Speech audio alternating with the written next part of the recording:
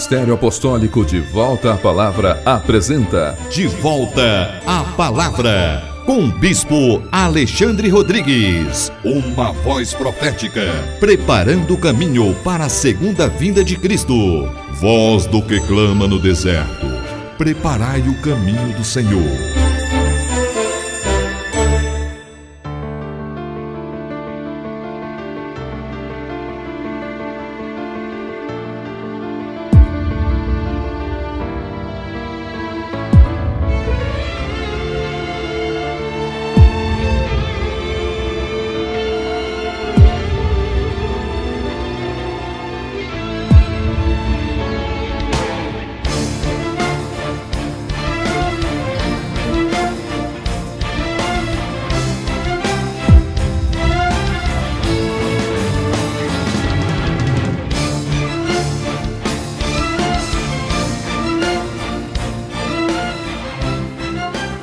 Bom dia! Toda honra e toda glória sejam dadas ao nosso Senhor e Salvador Jesus Cristo, ao Senhor da Igreja e a todos vocês que estão em casa, graça e paz vos sejam multiplicadas. Este é o programa De Volta à Palavra, um programa do Ministério Apostólico De Volta à Palavra. Quero abrir este programa lembrando a todos vocês a respeito da nossa primeira conferência evangelística que acontecerá nos dias 29, 30 e 31 deste mês de março, em nossas três igrejas, tanto aqui em Taguatinga, como em Planaltina do Distrito Federal, como também em Goiânia, acontecerá esta conferência ao mesmo tempo. Serão 3 dias, sexta, sábado, domingo, todos os dias, às 19h30. Na ocasião, nós vamos nos reunir com muitos convidados, pessoas que certamente virão atraídas pelo Espírito Santo de Deus,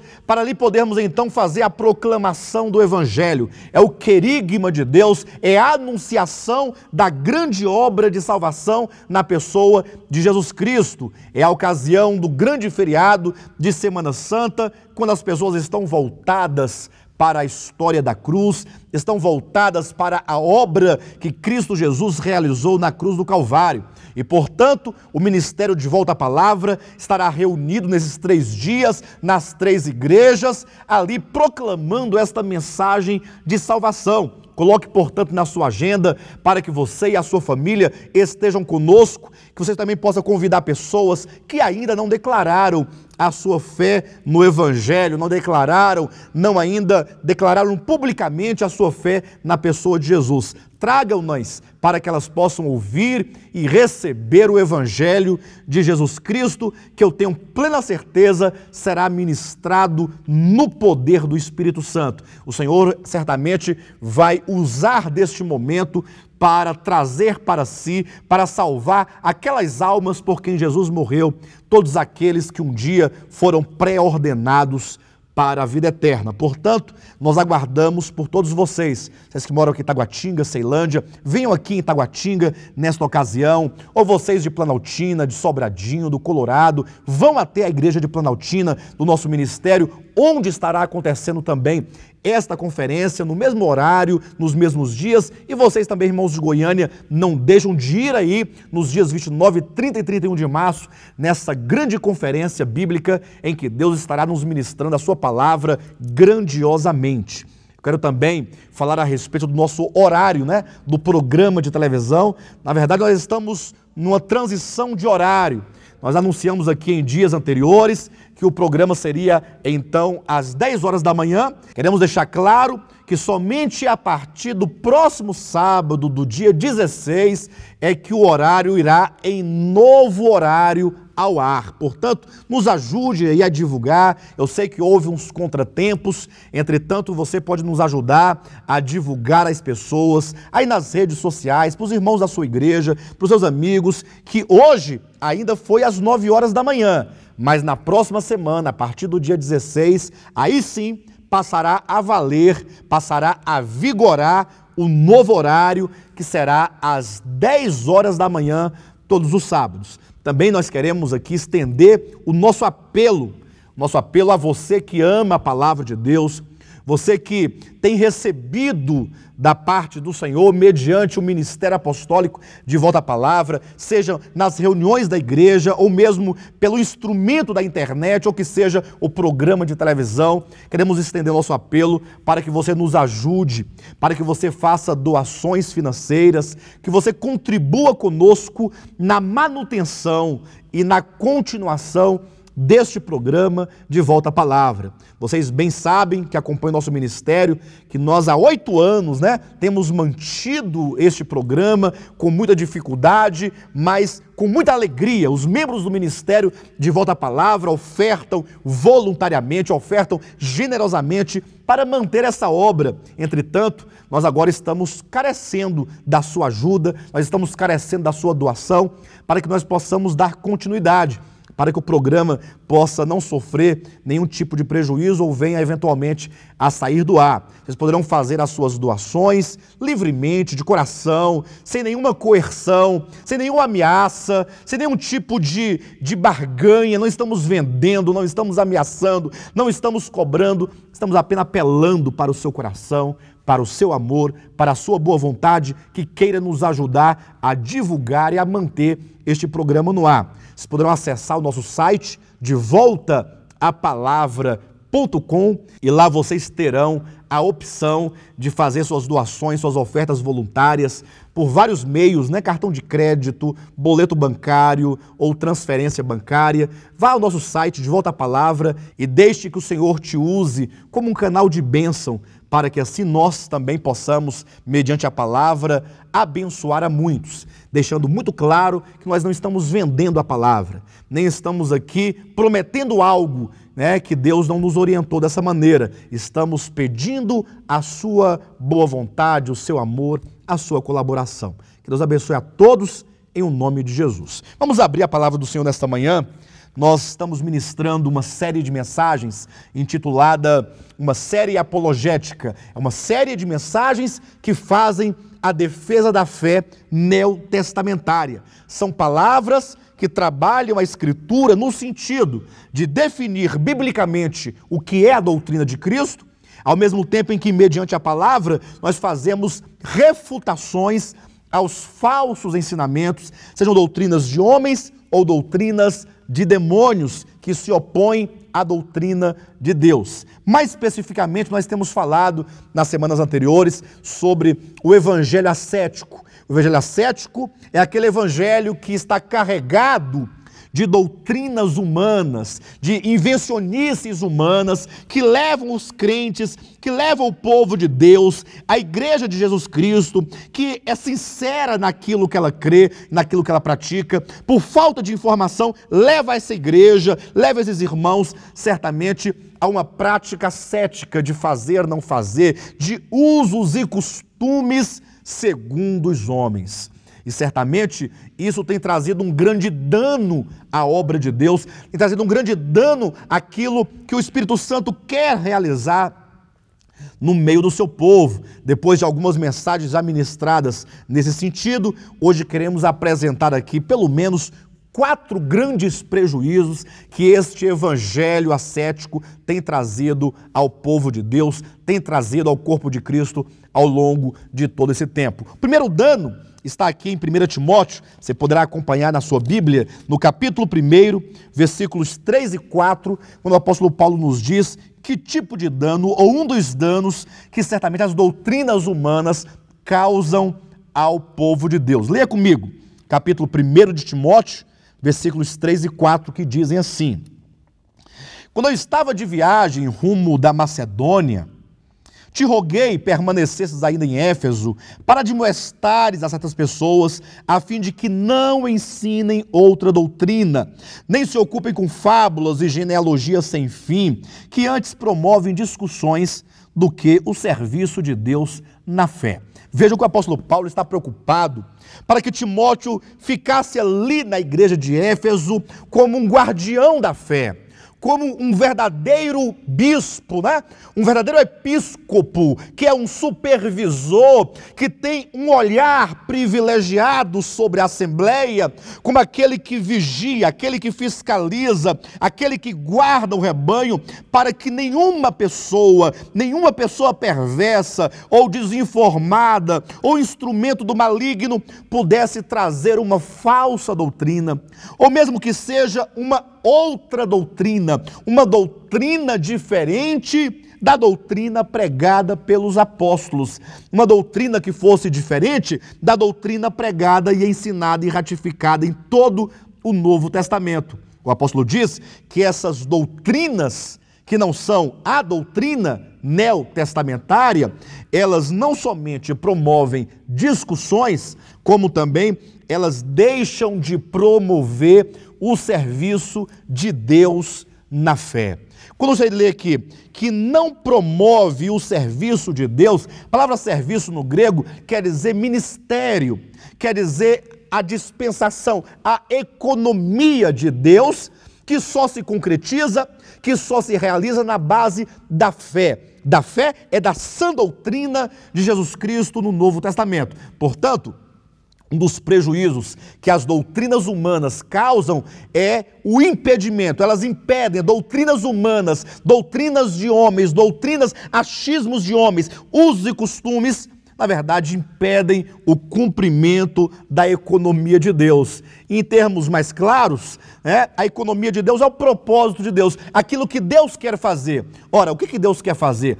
Deus está preparando para si, Deus está edificando para si um povo santo, um povo sem mácula, sem ruga, sem pecado ou coisa semelhante. E isso não se dá por meio de uma maquiagem que se faz externamente no homem. Não adianta promover doutrinas de comidas e bebidas, de roupas, de adereços ou de qualquer outra coisa, véu sobre a cabeça, lava-pés, que ainda que aparentemente tenha respaldo na Bíblia Sagrada, e eu digo aparentemente porque certamente quando se lê de maneira exegética a Bíblia Sagrada, logo descobriremos que isso não está em forma de mandamento na Escritura.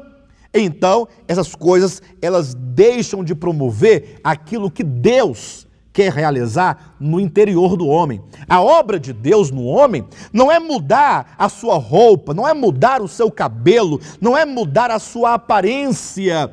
A obra de Deus, a economia de Deus, o propósito de Deus que começa, como está em João capítulo 3, pelo novo nascimento, é Deus gerando uma nova vida no interior daquele que crer em Jesus, é uma obra interior que começa no espírito e que passa pelo coração, pela alma, pela mente, pelas vontades, pelas emoções, para então, por fim, chegará ao corpo, quando este será então glorificado, será totalmente absorvido de vida, de maneira que o mortal será revestido de vida. O que é corruptível se tornará incorruptível, e o que é mortal se tornará imortal.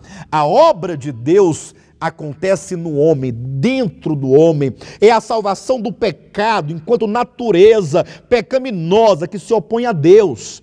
Na verdade, então, essas doutrinas humanas ou qualquer outra doutrina que seja diferente da doutrina do Novo Testamento, elas impedem o cumprimento desta obra de Deus. Como o apóstolo Paulo declara, antes promovem discussões do que a economia de Deus, do que o serviço de Deus na fé, do que o propósito de Deus na fé. Portanto, este é o primeiro dano e o primeiro prejuízo, é impedir que aquilo que Deus quer realizar efetivamente aconteça hoje, nesse tempo da graça, nesse tempo da edificação, antes da segunda vinda de Cristo, antes do arrebatamento dos cristãos vencedores. Mas há um outro prejuízo, um outro dano, que doutrinas humanas, ou que qualquer doutrina que seja diferente da doutrina do Novo Testamento, causa ao povo de Deus. Na verdade, o segundo prejuízo é que doutrinas humanas criam uma falsa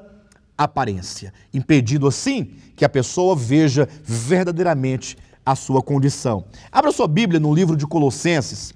É importante que você acompanhe cada uma dessas declarações à luz da Bíblia. Capítulo 2 de Colossenses, o versículo 23, falando exatamente desse aspecto, da questão de doutrinas humanas quanto a usos e costumes. Se você bem verificar, está aqui no versículo 21 e 22, olha, não manuseis isso, não proves aquilo, não toques aquilo outro, segundo os preceitos e doutrinas dos homens.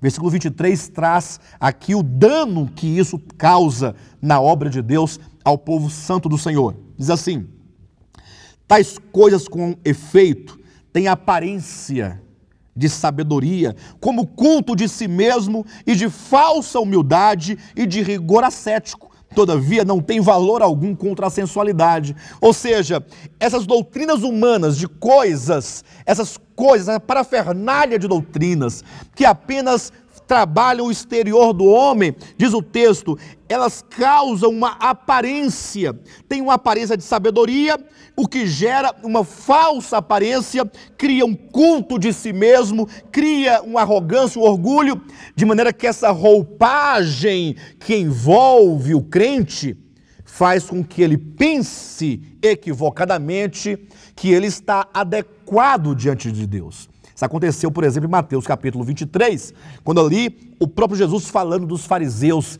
que se vestiam a caráter com vestes, vestes compridas, com vestes, como diz a Bíblia, as indumentárias ali que cobriam todos os seus braços, suas pernas, até o pescoço. É dito ali que eles eram como sepulcro caiados, ou seja, por fora eles aparentavam belos, mas como é que estava o interior? Estava cheio de morte. É como um sepulcro de mármore. Quando você olha aquele sepulcro, você é capaz de admirar a beleza, a brancura ali daquele mármore, ou mesmo a arquitetura ali, como foi feito, aquelas flores, aqueles adornos.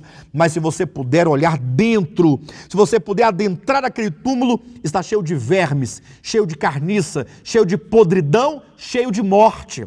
Então veja que essas doutrinas humanas que vestem exteriormente o homem, ou que o tira de algum contexto exterior, de comer ou beber alguma coisa, isso não promove o serviço de Deus, antes gera essa falsa aparência, o que certamente fará com que essas pessoas deixem de se ver como de fato elas são, carentes de vida, carentes de cura, carentes de libertação. Que você, meu querido irmão em Cristo, você telespectador, minha irmã em Cristo, telespectadora, que você possa olhar agora na sua volta, a sua experiência, o quanto que essas doutrinas humanas verdadeiramente têm mudado as pessoas.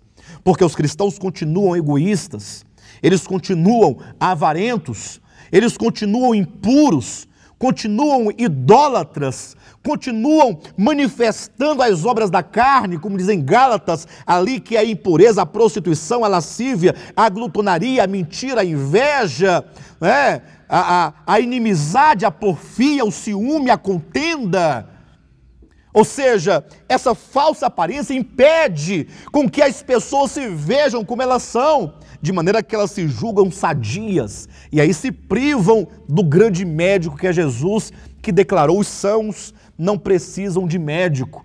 Quantas pessoas na igreja não poderiam ter experimentado cura da alma, cura do coração, serem libertas da natureza perversa e maligna do diabo, que muitas vezes as faz pessoas tão más, embora estejam tão bem vestidas, embora diante dos homens pareçam pessoas santas, pessoas que são libertas ao passo que na verdade não são de fato. Então essas pessoas são privadas de experimentar a verdade, porque essa doutrina humana gerou-lhe uma falsa aparência, impedindo-lhes de contemplarem a si mesmas, privando-as certamente de experimentarem da parte de Deus salvação, cura e libertação. Mas há um terceiro dano. As pessoas não somente, essa doutrina humana, não somente impede o cumprimento da vontade de Deus, da economia de Deus, o propósito de Deus, não somente gera essa falsa aparência, impedindo que essas pessoas vejam-se a si mesmas, privando-as de uma cura efetiva, como também gera no coração dos crentes o orgulho espiritual. Leia na sua Bíblia, por gentileza, 1 Coríntios, Primeira carta de Paulo aos Coríntios, no capítulo 1, veja como o apóstolo Paulo trata essa questão, versículos 29 e 30, diz assim a palavra de Deus: a fim de que ninguém se vanglorie na presença de Deus, mas vós sois dele, em Cristo Jesus, o qual se nos tornou da parte de Deus sabedoria e justiça e santificação e redenção. A Escritura declara com todas as letras que diante de Deus ninguém pode se gloriar de algo, ou que tenha feito algo. Ninguém poderá chegar diante de Deus da eternidade com algum tipo de presunção ou orgulho, como se elas tivessem feito algo para merecer a salvação. De sorte que é dito: vós sois dele, nós somos de Deus o Pai.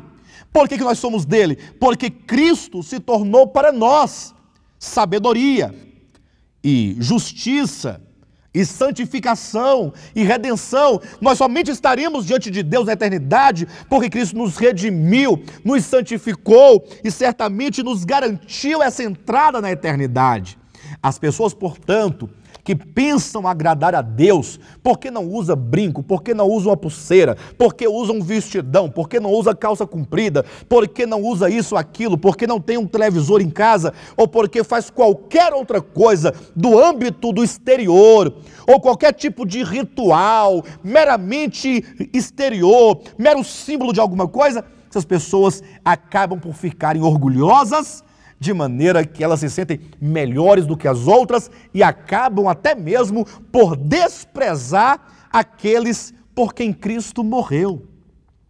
Quantas pessoas ao longo do tempo não foram desprezadas, não foram inclusive expulsas das comunidades, das igrejas, em nome das doutrinas humanas? Bem, isso vai nos levar ao quarto dano que eu gostaria de apresentar a vocês, e esse quarto dano está no âmbito da experiência, ou seja, em nome de doutrinas humanas, porque há muito tempo foi estabelecido um tanto de usos e costumes por meio das igrejas, sobretudo pentecostais, dizendo que não pode fazer, não pode mexer, não pode vestir, não pode pentear o cabelo desse modo, não pode usar um bob, não pode usar uma presilha, não pode usar uma aliança, não pode usar uma pulseira, não pode, um tanto de doutrinas humanas. Por causa disso, muitas pessoas, milhares de pessoas foram feridas, quando pastores se sentiram no direito de expulsarem tais pessoas da comunhão do corpo de Cristo. Você certamente que nesta manhã assiste a este programa, você deve saber e conhecer muitas pessoas que sofreram isso e até hoje inclusive ainda sofrem. Eu sei que a maioria das igrejas que pregavam essas doutrinas humanas hoje chegaram a abandoná-las. Na verdade, porque hoje em dia a concorrência por ovelha, por gente, está tão grande que para que os pastores não percam as suas rendas mensais, eles estão abrindo mão dos usos e costumes, porque do contrário vão perder as suas membresias para as igrejas mais liberais, né? Então abre-se mão daquilo que eles julgavam ser verdade, julgavam ser verdadeiro, por causa das somas, das grandes somas de dinheiro. Mas não podemos nos esquecer que ainda que hoje não se pratique mais isso na maioria das igrejas, entretanto, no passado, muitas pessoas foram ofendidas, muitas pessoas foram excluídas, foram privadas de participar da ceia do Senhor, foram privadas de participar das orações, dos cultos, da adoração, do serviço ao nosso Deus, de poder pregar, de poder participar, de poder desenvolver seus dons, suas habilidades no serviço a Deus. De maneira que hoje em dia, muitas igrejas e muitos pastores simplesmente ignoram que algum dia isso aconteceu e agora liberaram, abriram as porteiras para que as pessoas pratiquem o que bem elas quiserem. Na verdade, isso não pode ser assim.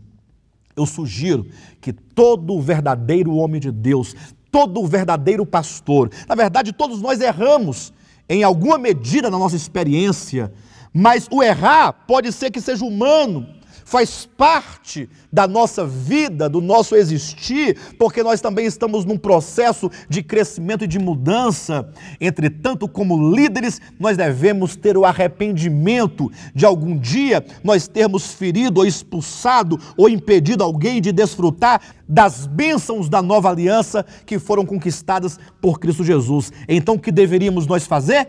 pedir o perdão da igreja. Deve sim haver uma retratação. Devemos chegar diante da igreja e falar: irmãos, no passado nós erramos quando por falta de entendimento, ou então porque estávamos abarrotados de tradições, por não podermos ver claramente, nós pregamos doutrinas de homens e hoje queremos reconhecer que tudo aquilo não passava de tradição humana, não passava de doutrina de homens que impediu o cumprimento do propósito de Deus, que criavam a falsa aparência, que gerava orgulho, e agora queremos não somente nos arrepender, queremos também abandonar essas doutrinas humanas e pedir o perdão para todos quantos algum dia foram machucados ou privados de provar, de experimentar aquilo que Deus gratuitamente conquistou para nós na pessoa do seu Filho Jesus Cristo. O silêncio não é o melhor caminho. O grande rogo